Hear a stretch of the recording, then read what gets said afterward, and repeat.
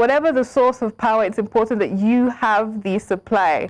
Solar is now coming into the conversation. Solar power has become cheaper, apparently, I'm quoting now, solar power has become cheaper than electricity from Nigeria's national grid for the first time. That's a story being widely circulated in the media space over the last couple of days.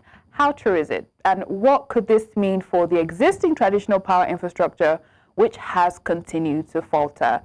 We have joining us Dr. Patrick Agese. He is the founder, CEO of Pam Africa. We also have Ayomide Agbola, the country manager of Westa.Solar. Good morning, Ayomide. I believe you're in with us now. Dr. Patrick will join us shortly.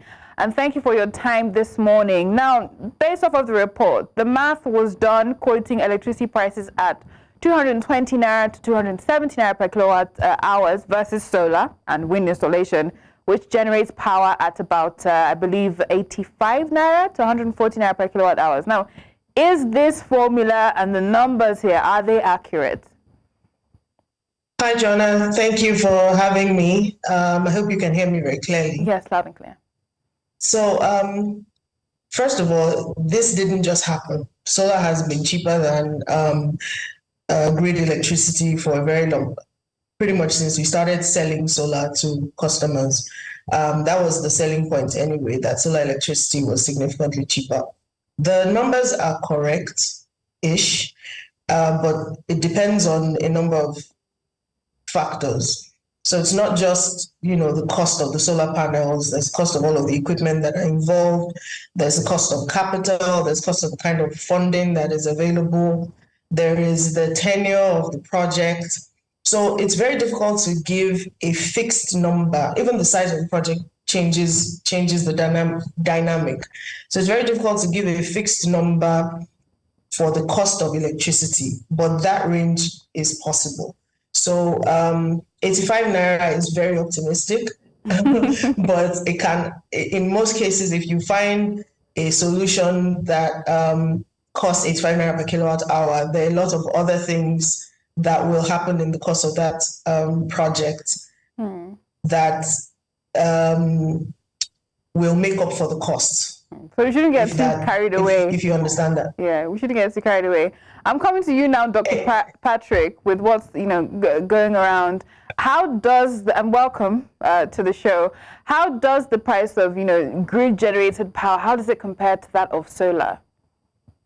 Yeah, so I think grid-generated power, it's technically should be cheaper than solar, but also there's a lot of challenges that the grid faces. So currently, with the new regulation that's coming into place, we should technically achieve close to 209 naira for a 24-hour power or over 22-hour power for electricity. And obviously, solar is obviously meant to be similar or cheaper. So I think what we're seeing really is to get a brief background on why we're actually seeing a cheaper price for a PPA or electricity rate from solar.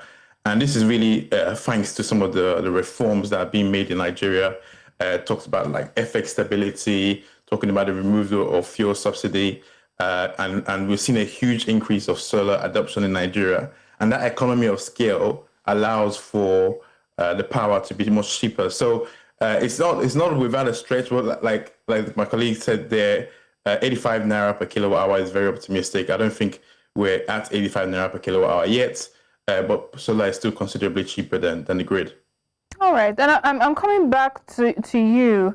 When it comes to the cost advantage, and how does that extend beyond just the initial pricing? How does that work out? And I believe you have more to say about the pricing, and I think I'll add there accessibility. Who has access and who can afford it?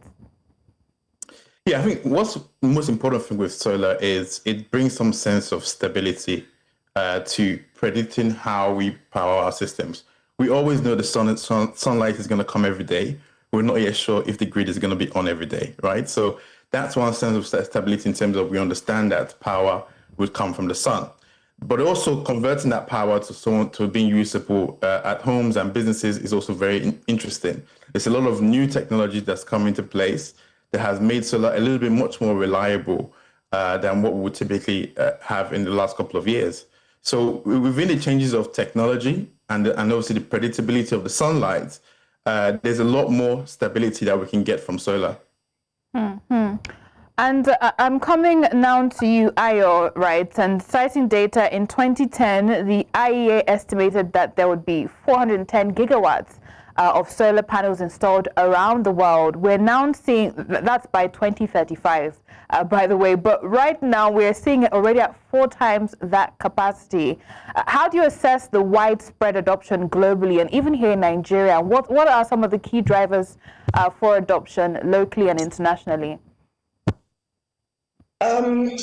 Internationally, I would say that there are a lot more policies and reforms that help with adoption, in the sense that one of the easiest ones is net metering or grid feeding tariffs. What that means essentially is I can decide that I'm going to install a lot more solar than I need in my facility or in my home. But I'm sure that I'm not wasting that electricity because the national grid provider is going to pay me back for any excess electricity that I can produce and feed into the grid to close up any electricity gaps that may occur. In that kind of situation, you have people who only need, let's use numbers, say just about 10 kilowatts of solar in their house, but they would fill up the entire roof space and install up to 100, knowing that they can sell that extra electricity to the grid and receive some rebate for it. Now that is on the international scale. We don't have practical implementation of net metering and grid feedings in Nigeria yet. I'm emphasizing the yet because last year we did a review of net metering methodology that NERC is trying to implement in Nigeria. So this is something that can happen soon for Nigeria. So those kind of policies will really help with the implementation of solar across board, both in Nigeria and internationally.